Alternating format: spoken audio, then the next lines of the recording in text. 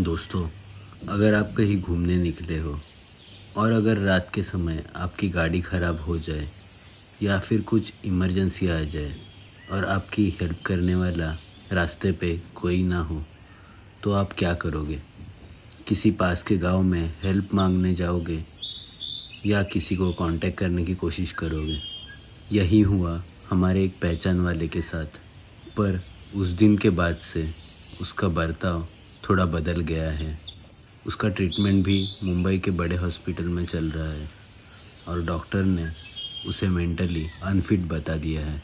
क्या वो डिप्रेस्ड है या फिर उसके साथ कुछ ऐसा हुआ है जो वो कभी भुला नहीं पाएगा? आओ देखते हैं आज की कहानी में।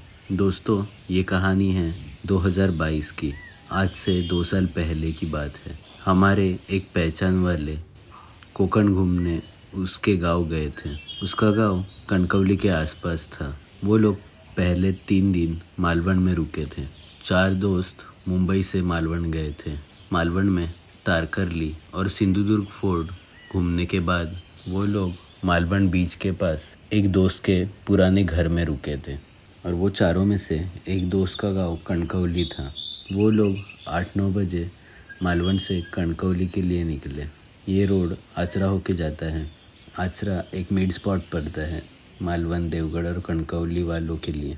आचरा में ज़रूरी शॉपिंग करने के बाद वो सब आगे निकलते हैं। दोस्तों, आपको कोकण में होने वाले गाँवपड़ के बारे में पता है? चलो आज मैं आपको डिटेल में बताता हूँ। गाँवपड़ मतलब गाँव से भाग जाना। ये गाँवपड़ हर 3 साल के बाद की जाती है। गांव के सारे लोग गांव छोड़ के गांव के सीमा के बाहर जाते हैं। गांव में कुछ भी नहीं छोड़ते। मुर्गी, गाय, कुत्ते, बिल्ली सब कुछ लेकर गांव के बाहर चले जाते हैं। कई लोग खुद का गांव छोड़ के दूसरों के गांव में चले जाते हैं और कई लोग घूमने भी जाते हैं। कहा जाता है 3 दिन गांव में बुरी शक्तियाँ मंडराने लगती है और चौथे दिन देवपड़ रहती है। उस दिन गांव में भगवान आते हैं। माना जाता है भगवान और दानवों में जब जंग छिड़ी थी तब उसमें कई गांव वालों की मौत हो गई थी। तो इस वजह से भगवानों को ये जंग रोकनी पड़ी और भगवान और दानवों में एक समझौता हुआ। तब से दानवों को वो 3 दिन गांव में खुलेआम घूमने की परवानगी मिली और ये परवानगी उनको भगवानों से मिली और ये प्रथा तब से आज तक चली आ रही है। ये 3 दिनों में गांव का घर बंद कर दिया जाता है और घर के सामने नारियल का पत्ता रख देते हैं। घर के चारों ओर लकड़ी के राख से एक गोल किया जाता है। दिन में जहाँ गांव में बहुत हलचल होती है, रात में वही गांव पूरा सुनसान हो जाता है। 3 दिन और 3 रात ये गांव पर चलती है।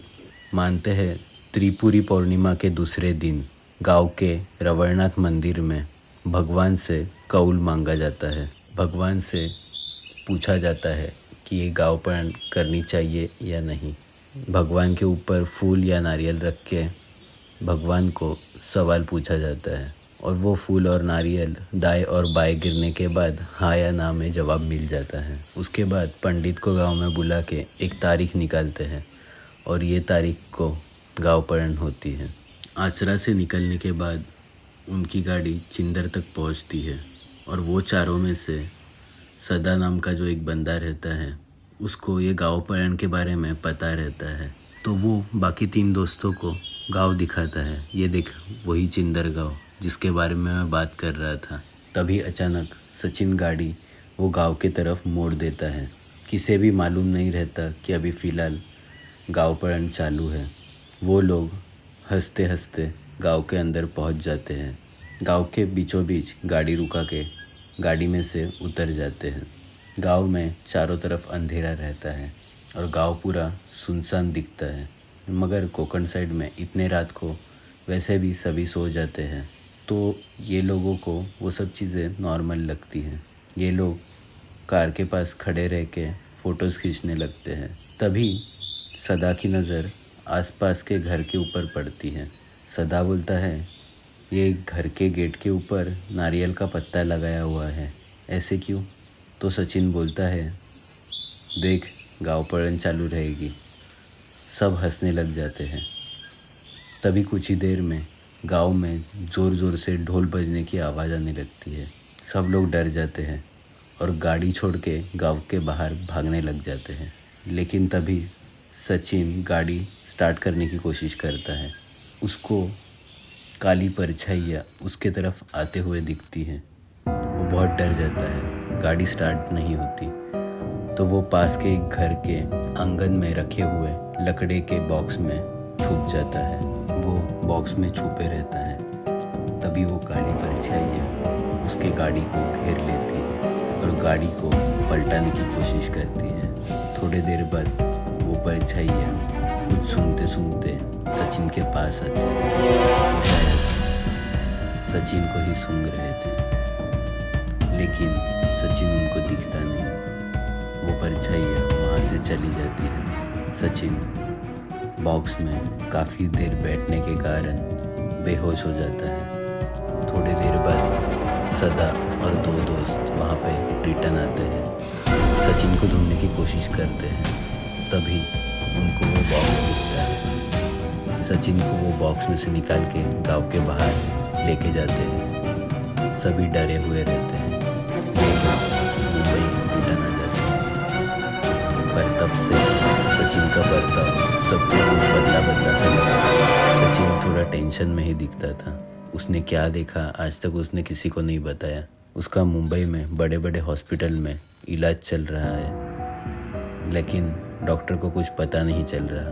वो मेंटली अनफिट है, ये तो डॉक्टर ने बता दिया है, लेकिन उसका आगे क्या होगा ये किसी को मालूम नहीं। तो दोस्तों, आपको ये गाँवपड़ के बारे में इसके पहले मालूम था?